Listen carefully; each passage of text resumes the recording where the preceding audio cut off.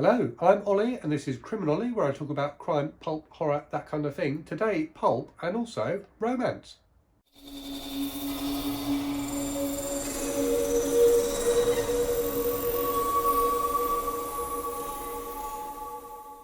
So this is something a bit different today. So recently I read this book, Purchased His Perfect Wife by Helen Bianchin, which is a Mills and Boon / Harlequin romance.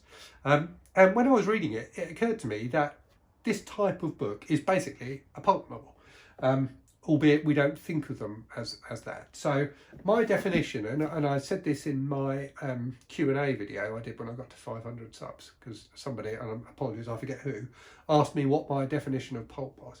So my definition of pulp is that these are books that are written or published specifically to make money, to fulfill a need in the market that publishers think that they can easily fill by getting a writer, often a ghost writer, to churn out a book. So pulp novels are often in series or kind of themes, and the publishers know they've got a ready audience for this kind of thing because it's proven to be successful in the past. So you get, for example, the Executioner series, of which there are over 400 books. The publishers of these books know that there are people who want to read Executioner books. So, and what those people, what the people who read the Executioner books want is they want to read about Mac Bolan going up against the mafia, or whatever criminals he's going up against in those books, and beating them basically. Just as in Mills and Boon know that the people who read Mills and Boon books want to know about a man and woman getting together and there being a bit of conflict in the relationship, and then overcoming romantic obstacles and then finally getting together at the end. So there's a formula for these kind of books, both for the romances and for the pulps. So another example would be this book, which I read in January, so Bodies in Bedlam by Richard S. Prather. So a kind of pulpy, hard-boiled detective story that very much reuses the normal kind of tropes that you get in that kind of book. So I don't think that this is a book that took Richard S. Prather years to write. I think he trotted it out in a few weeks, and it's a very enjoyable book. But you get the point. These are books that are mass produced because the publishers think there's an audience for them and they can sell them, and they just want to get them out on the shelves as quickly as possible. So reading the Mills and Boon book made me think about that, made me think about the similarities that we don't often think about between this kind of mass-produced romance and men's adventure. And it's interesting, isn't it, that we automatically think of romance novels as being for women, and male pulp novels are often referred to as men's adventure. So the fact that they are for men is right there in the title. And they are the offspring, if you like, of westerns. So in the 50s, 60s, into the 70s, it's westerns that were the big deal in mass publishing for men. And this was, you've got to remember as well, back in the 50s and 60s, there wasn't Netflix. There was TV, but nothing like it is today. So people did turn to books for entertainment a lot more than they do now.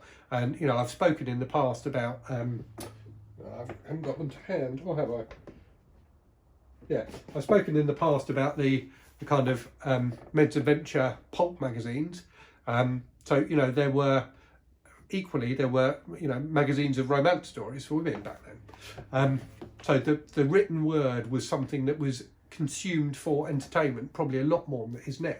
And by a wider group of people. So the people who today wouldn't read 30, 40, 50 years ago probably would have done. So where am I getting to? So what I wanted to talk about in this video is the thing that really struck me about the differences and similarities between romance and men's adventure was around the portrayal of male-female relationships. And I went into it. I went into Purchased His Perfect Wife expecting it to be quite different. So expecting the portrayal of men and women to be quite different to what I have grown used to in, like the Executioner books and the Edge books and, books like Bodies in Bedlam. And actually what I found was there's more similarities than there are differences. And I thought that was quite interesting. What I don't know is what I've concluded from it. So this is kind of a bit of an open question to people out there to let me know what you think in the comments. Now, obviously, I've read a lot more male, in inverted commas, pulp books than I have romance. Well, maybe not obviously, but it's true, I have. And if you've watched the channel for any length of time, you'd probably figure that out. But I think this is probably representative. I think Purchase His Perfect Wife probably follows a pretty similar formula to other mass-produced, pulpy romance novels. And what this book is about is a young woman and a slightly older man. He's effectively a billionaire. She's poor and needs money desperately to get out of a terrible situation she's in. They've known each other in the past. They're actually step siblings, which is maybe a little bit dodgy, but they're step siblings. She used to fancy him. She's physically attracted to him, but romantically kind of repulsed by him. She finds him really cold. And it's about how they get together. So basically, he makes her an offer she can't refuse, which is he'll give her the money she needs to get out of her sticky situation if she agrees to marry him. And what then happens, and this is, clearly this is a spoiler, but probably not an unexpected one, is in the end they fall in love. But the real tension in this book is not about them getting together. So it becomes obvious, pretty early on that they're going to get married. And it also becomes obvious pretty early on that they're going to have sex. And that, there's a fair bit of sex in this book, probably a lot more than there were in older romance novels. And I suspect in older romance novels, the sex part comes right at the end after the love and the marriage. And is probably, not nearly as explicit as it was in this. But, moving with the times, Mills and Boon now do let their couples have sex out of matrimony, which they do in this. But and she enjoys the sex because she's very attracted to this guy. But she feels like it's cold and that he's not, he's not emotionally attached to her.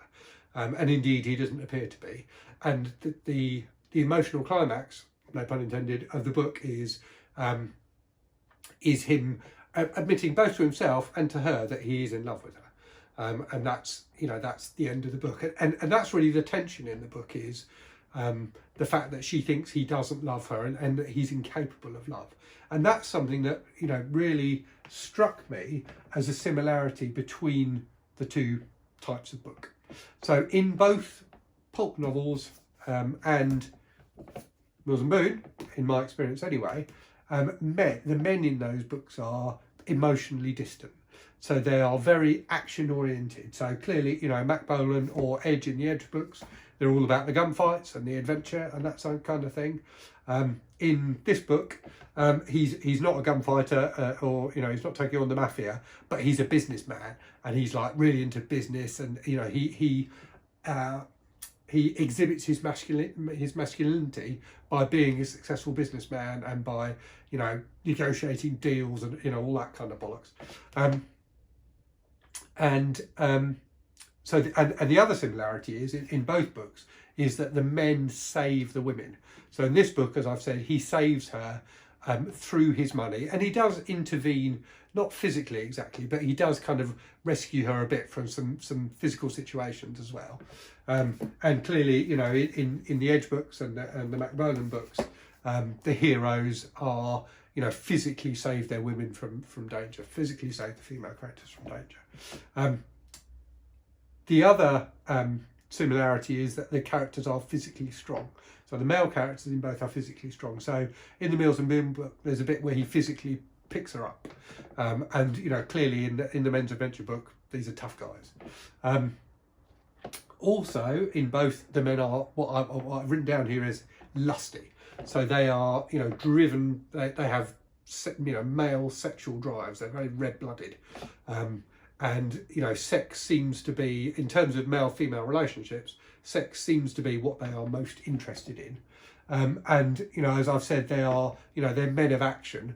But in this book, it's not physical action, it's business action. I don't know what business action is, but it sounds quite exciting.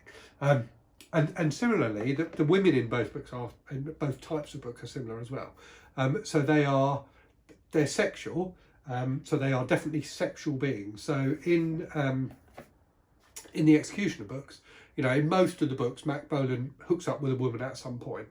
And the women feel very much like equal partners in those relationships. They are, you know, just as Mac Bolan is, they are driven by their sexual desire, and they're liberated. They want to have sex for the pleasure of it, not to be, you know, married or anything like that. So you don't get that kind of trope of women trying to trap men into marriage through sex in the men's adventure books I've read at all. And certainly, you know, similarly in Bodies in Bedlam, there's these scenes with this kind of starlet in those who seduces Shel Scott, the detective, which are absolutely hilarious, and she's a full-on, you know, kind of sexual predator going after him. So, you know, just as the men are lusty in these books, the women definitely are as well, and that's also true in Purchas's Perfect Wife. So, you know, the woman in this definitely has you know, sexual drives, and she really wants the hero sexually, even though, you know, she you know, she does love him as well, but she doubts that he loves her, but she still wants him sexually, and, you know, is definitely sexually fulfilled by him, as are the women in the men's adventure books. And I've talked before about the New York Mac Bolan book, where these three women effectively almost kidnap Bolan. They are doing it to rescue him because he's been injured, but they take him into their apartment and you know, nurse him back to health, but during that time also seduce him. So the women are sexual, and they're also independent. So as I've said, you know, as I've just said, in the New York one of these, you know, it's these three very independent kind of 70s chicks hanging out in New York, living together. You know, they're all professional, you know, they've all got different jobs, but they do what they want. You know, they are truly liberated women, and not controlled in any way by men. And that's true in Bodies in Bedlam as well. So, you know, the women in this book are, you know, typically you know, actresses and things like that, so they are, you know, financially independent. And even in the Edge books, whilst, you know, they're set in the Old West, and, you know, there's definitely a lot of rape and things like that in the Edge books, not by Edge, but this one character who Edge has there's a couple of women actually who in various books Edge has, you know, relationships with, who are definitely, you know, strong independent women as well.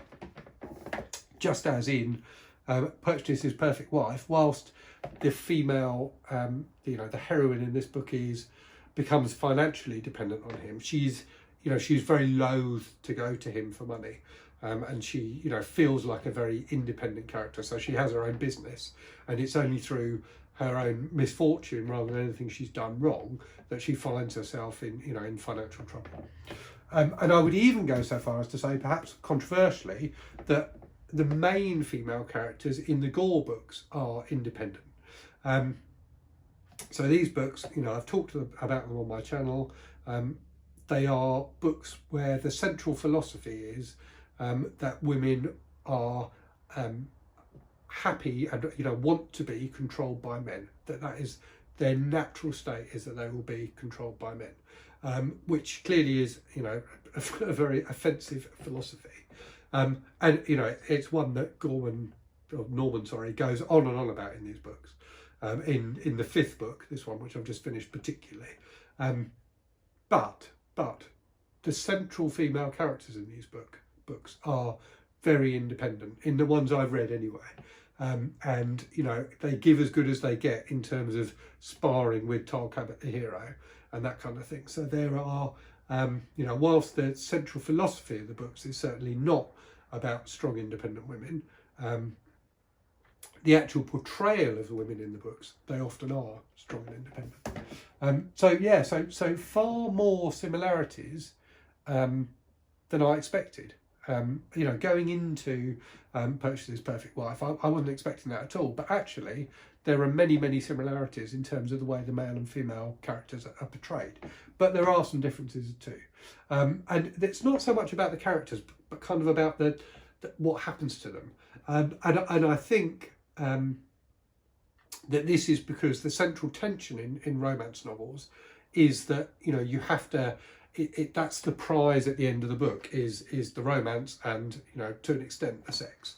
So the differences I found is In Purchased Perfect Wife, whilst the characters, as I said, do have sex a long time before the end of the book, she does hold out for quite a long time, and she, you know, whilst she physically wants him, emotionally she's reluctant to have sex with him. Whereas in, you know, Mac Bolan in particular, you know, the women, you know, fall into bed with Mac at the first opportunity, and there's never any tension about will they, won't they. They just do, you know. It doesn't. The characters aren't even developed enough, or the storylines aren't developed enough to even think about tension, because by the time you're even thinking about there being tension, they've had sex already. Whereas that tension is really central to a romance, and similarly, the romantic angle. So there is a bit of romance in the Mac Bolan books, and I'd argue there is a bit of romance in the Gore books as well. But there's more sex than there is romance. So, you know, Bolan definitely forms romantic attachments with some of the women he meets along the way. But it's a series of books, and you don't get recurrent female characters. There's one who's in the very first book who he gets romantically involved in, who is mentioned in some of the later books, but I don't think she's actually in any of them. So yeah, basically, you know, Mac Bolan meets a woman in whatever city that book is set in. He has sex with her. There's a bit of, you know, romance between them. You know, he maybe even tells her he loves her. He does tell women he loves him, despite being a real hard man. He's in touch with his feminine side. But by the next book, that woman is pretty much forgotten, and he moves on to the next one. Whereas, you know, in the romance books, you know, if they're standalones, then that's all you get anyway. But you definitely end the book feeling like they are together forever. So, you know, those really were the key differences I found. So yeah, a bit of a different video this week. As I say, I haven't fully formulated what my ideas mean, but I've got some ideas which hopefully I've shared articulately enough for you to understand them. So do let me know what you thought in the comments. You know, let me know if you've read both you know, kind of Mills and Boon, Harlequin type romance, and trashy men's pulp stuff, and what you thought of it. And yeah, let me know what you thought of my thoughts. And as always, hope you're safe and well, and I'll speak to you again very soon. Cheerio.